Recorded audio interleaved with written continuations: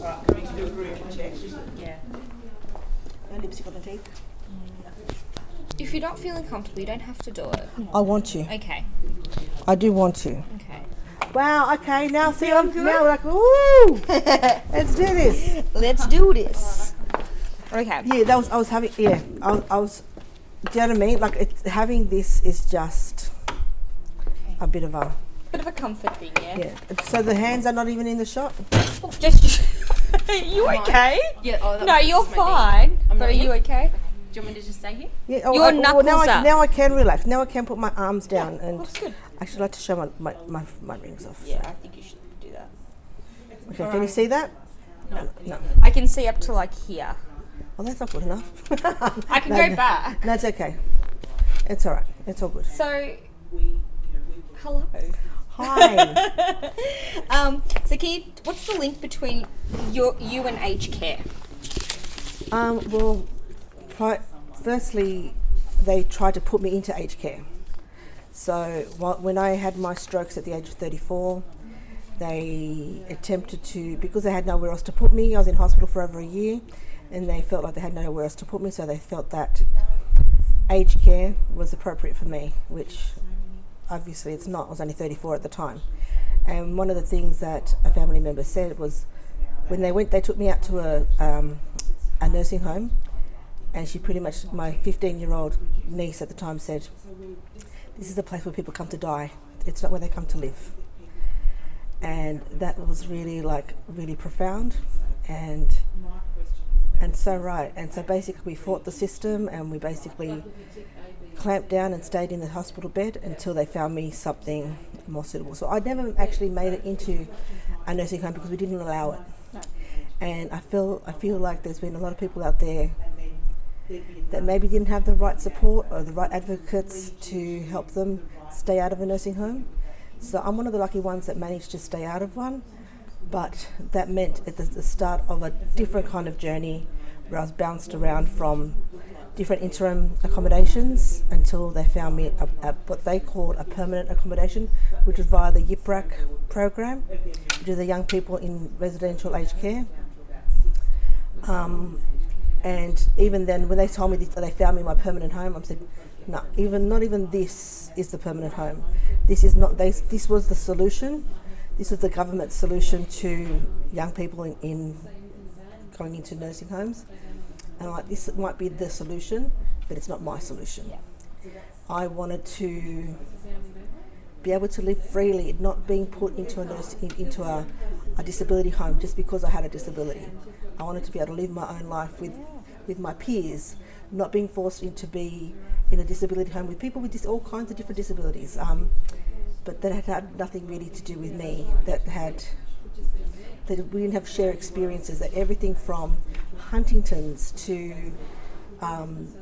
schizophrenia, and it's like putting us all into like a whole mixed bag of lollies. But the ones that you always. It's not the same thing. No. You want to be in with people that you can learn and your peers. Yeah.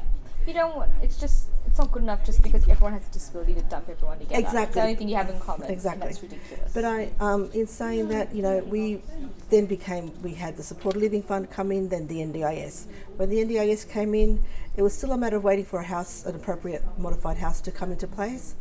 But my husband and I got married whilst we were living apart, actually, then came together, and we applied for a house we finally got our house, which we moved into, and that's where our journey kind of it has now continued and improved, but we know in the back of my mind, I know that one day either myself or both of us will end up back in aged care.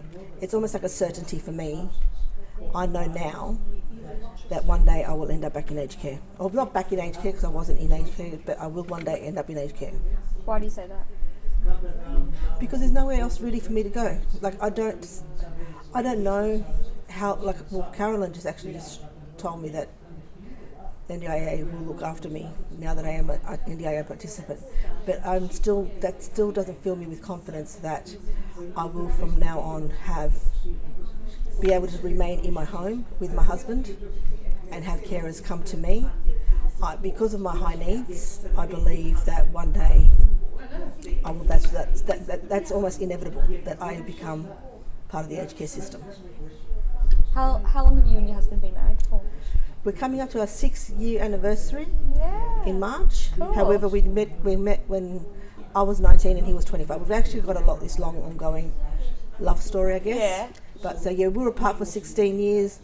I stalked him on Facebook, found him, and we got back together. A good stalk on Yeah, Facebook. but I found him, and he took me back. When we met, we knew each other before. I was not in a wheelchair, so when we got back together, he didn't even see the wheelchair. It was just That's really beautiful. our connection was still there. So That's really lovely. Yeah. And he's a good guy. he's an excellent guy. Yeah. He's one of those guys, and I tell this to everybody.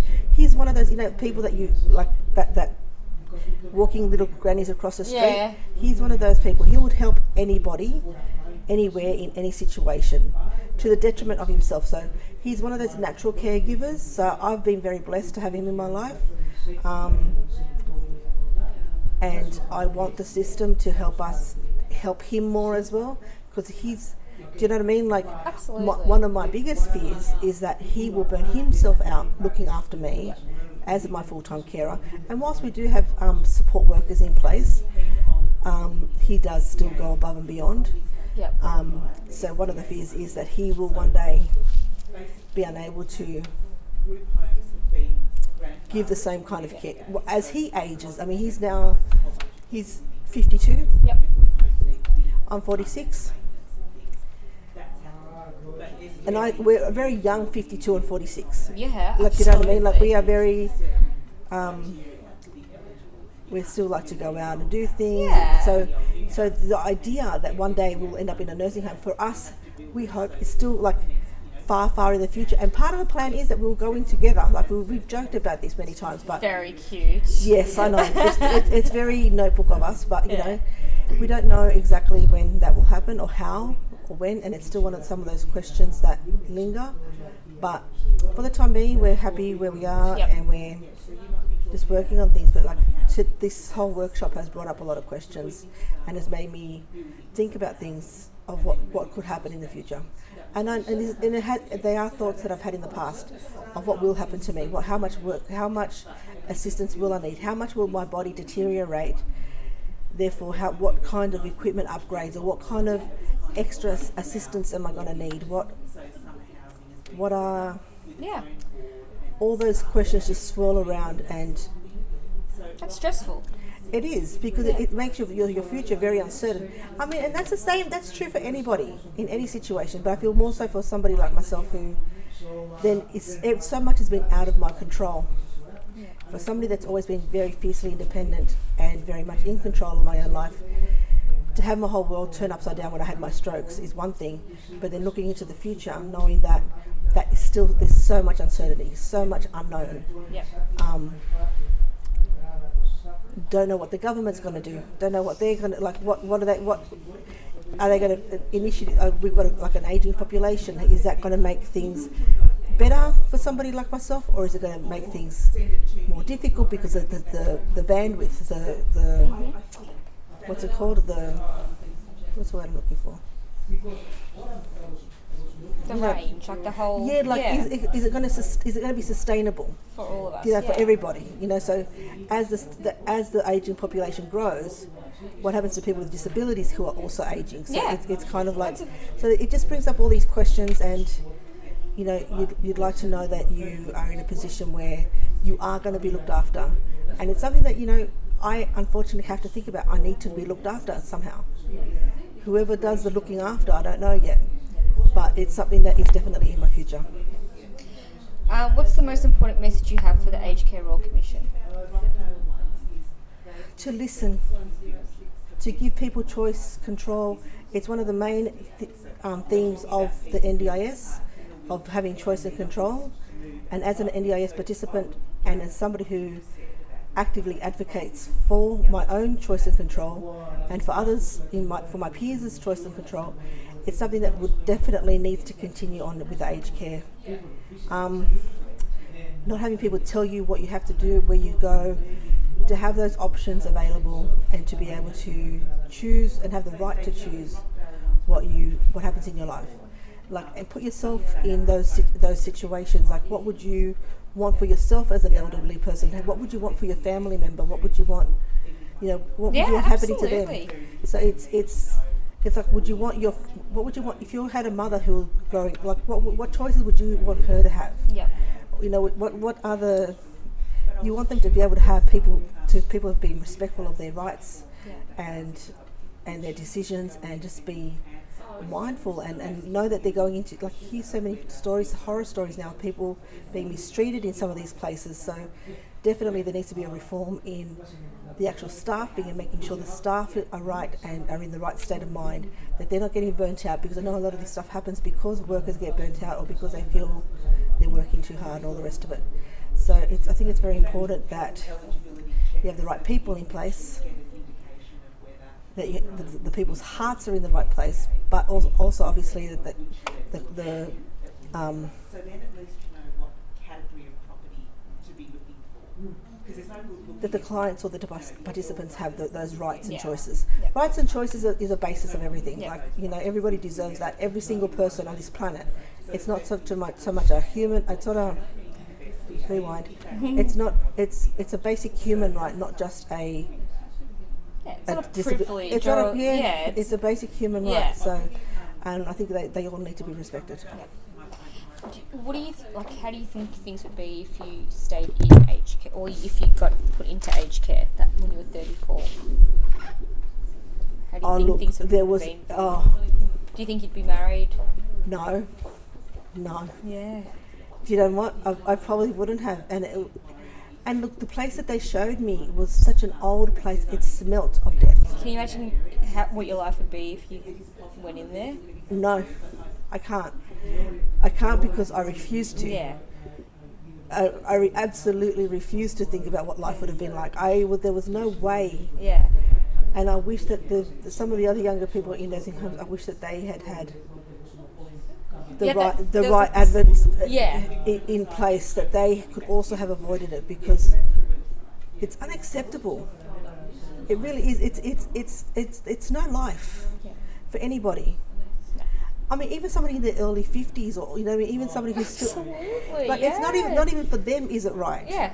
Let alone somebody in their 20s, 30s, 40s. It's ridiculous. It's just it's wrong. It's wrong on so many levels. And I wouldn't have the life that I have today had I been forced into it. Yeah. That's one big takeaway.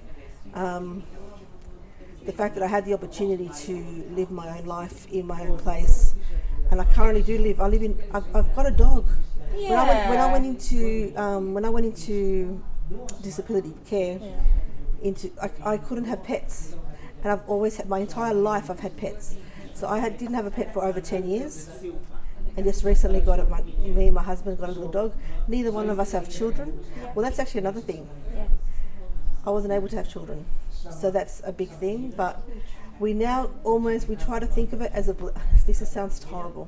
No. So we almost think of not having children as a blessing, because that would have added a whole another layer of complication. And the fact that it's just me and my husband, and we added the dog.